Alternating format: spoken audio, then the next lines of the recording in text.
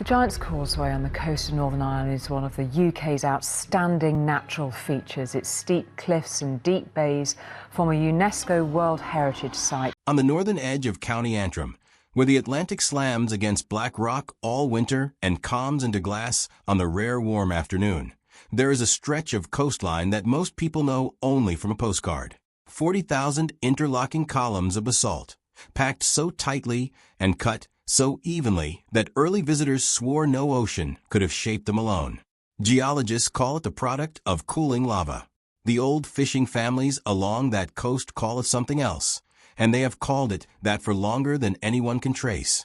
They call it the causeway, and they say a piece of it is not rock at all. They say a piece of it is a door. For 3 centuries, that claim lived only in pubs and in the mouths of grandmothers warning children not to wander too close to the tide line at dusk. Nobody took it seriously, because nobody could. A door needs hinges. A door needs a frame, a gap, a place where 2 surfaces meet and separate. Basalt does not offer any of that. It shears, it splits along the same 6-sided lines it was born with, and it stays exactly where gravity leaves it. That is the entire unglamorous truth of volcanic rock, and it is a truth every geology student learns in their first term. So when a slow, shaky video began circulating in the spring, showing a section of cliff face swinging outward like a slab on a pivot and then closing again without a seam, almost everyone who saw it reacted the same way. They laughed, they moved on, and they forgot about it by dinner. Almost everyone. The exception was a soil scientist named Alistair Byrne, a man who had spent the better part of 2 decades studying erosion patterns along exactly that coastline. He was not the type to chase a viral clip. He had built his entire career on being the person in the room who ruined other people's exciting theories with unexciting data. When a colleague sent him the video as a joke, he watched it once, felt the reflex to dismiss it, and then did something he later admitted he couldn't fully explain. He watched it a second time, and on the second watch, he wasn't looking at the movement at all. He was looking at what the movement left behind, or rather, what it didn't. Because here is the detail that undid him. Every rock that has ever moved, anywhere on Earth, leaves a signature of that movement. A hairline crack radiating outward. A dusting of crushed grain along the point of contact. A slight discoloration where fresh stone meets weathered stone, because the 2 have been exposed to the world for different lengths of time. Byrne had spent his career cataloging exactly these signatures on cliffs up and down the Antrim coast, in every season and every kind of weather. He knew what a moving stone looks like afterward, and the slab in that footage looked like nothing had happened to it at all. No fresh edge, no crushed dust, no shift in color between the surface that had been hidden and the surface that had always faced the sun. It was as if the rock had simply forgotten to behave like rock. He told himself it was a trick of the low afternoon light, that the footage was too compressed to show real detail, that somewhere in the metadata there would be an obvious splice. He spent a week trying to find that splice and never did.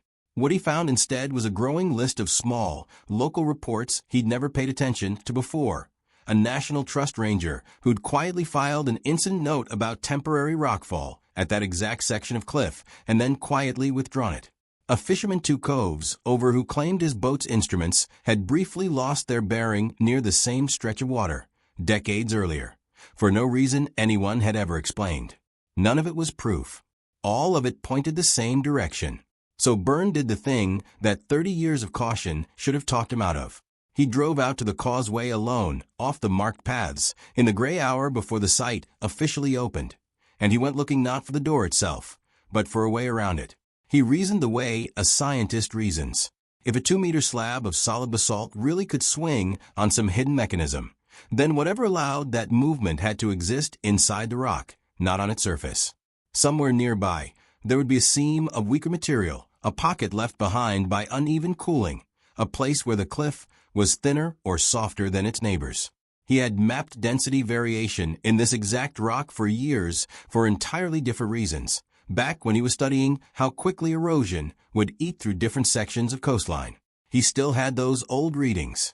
And when he pulled them up again with fresh eyes, one section jumped out at him, a patch no wider than a car door, sitting less than 3 meters from where the slab in the video had opened, that had always tested slightly less dense than the columns around it. He had noted it once years earlier and filed it away as an unremarkable geological quirk. He had never once considered that it might be a wall. He brought a small core drill, the kind used for structural sampling, fitted with a narrow diamond-tipped bit designed to punch a clean, minimal hole without shattering the surrounding stone. His plan, if it deserved to be called a plan, was modest. Extract a single core sample, confirm or rule out a cavity, and go home with either an embarrassing story or an interesting one. He was not expecting the bit to break through empty space after less than half a meter of resistance. Solid basalt should have fought him for the better part of an hour. Instead, the drill lurched forward the way a hand lurches when it expects a wall and finds a doorway instead, and the sound coming back through the shaft changed instantly from a tight, grinding note to something hollow and open. He stopped the drill and did not touch it again for several minutes. What struck him first wasn't excitement. It was the silence. He leaned close to the narrow hole he had made and listened for any hint of moving air, the kind that any natural sea cave along that coast produces constantly, a low whistle or a faint salt smell drawn in and out by the tide. There was nothing. No draft, no dampness carried on a breeze. No sound of water somewhere below. A cavity that close to the Atlantic should have been breathing. This one wasn't. Byrne would later describe that stillness as the single most unsettling part of the entire experience, more than anything the camera eventually showed him, because it told him plainly that whatever space he had opened had been sealed against the outside world on purpose, and had stayed that way for long enough that nothing had ever found a way to change it.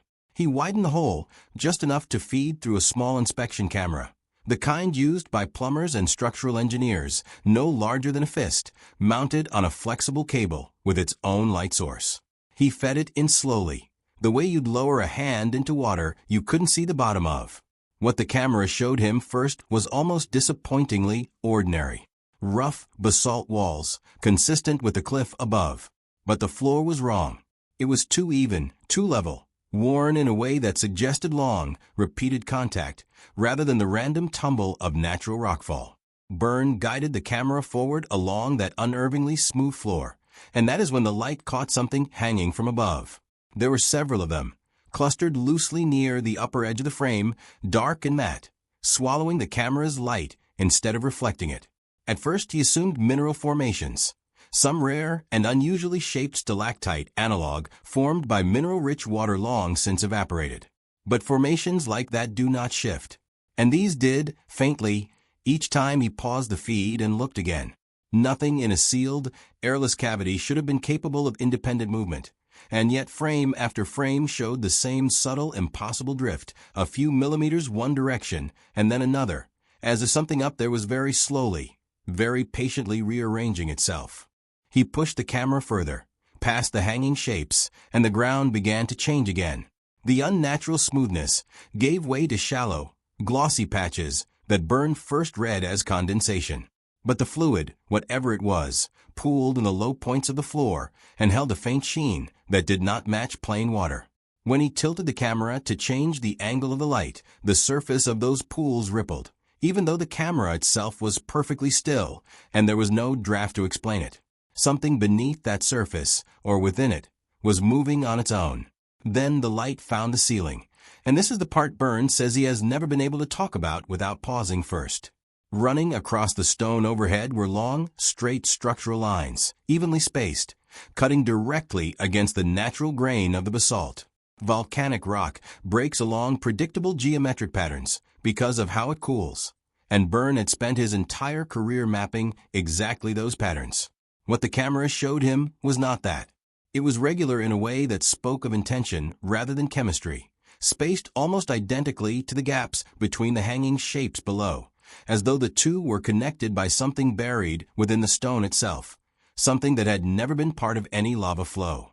The camera pushed a little further before the feed began to break apart, the picture dissolving into static that cleared and returned in waves, worse each time. Somewhere just past the edge of usable footage, there was a single brief flare of light, brighter than the camera's own lamp, gone before the image steadied enough to make sense of it. Byrne reviewed that section of footage more times than he is willing to admit. The flare is consistent, present in multiple frames, not a compression artifact, and not a reflection off the equipment. Whatever produced it was already inside that space with his camera, and it made its own light in a chamber that had been sealed shut for who knows how long. The cable went taut before he could push any further. Whether the camera had genuinely snagged on something, or whether Burns simply stopped feeding it forward, is a question he still won't answer directly. He drew the camera back out along the same path, past the pools that still rippled without cause, beneath the ceiling lines, past the hanging shapes that had shifted again in his absence, and back out into the narrow hole he had drilled that morning. He sealed the opening himself, carefully, packing it so that nothing about the cliff face looked disturbed. He has not gone back. He has not published his readings, his footage, or his notes in any formal capacity. And when asked why, he gives the same answer every time. Because there is no way to present it that doesn't sound like exactly the kind of story he spent his career being paid to dismiss. The slab in the original video has not been seen opening again since.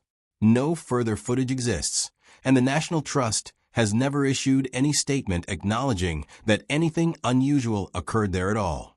What remains is one careful man's account of a morning he can't fully explain, and a section of ordinary-looking cliff that tourists still walk past every day, phones raised, taking photographs of a doorway they don't know is a doorway at all. Whether that chamber holds a natural cavity science simply hasn't studied yet, or something else entirely, is a question nobody has been willing to answer on the record. But Byrne, for all his caution, will say one thing plainly when pressed. Whatever is behind that stretch of rock, he does not believe it got there by accident, and he does not believe it has finished moving.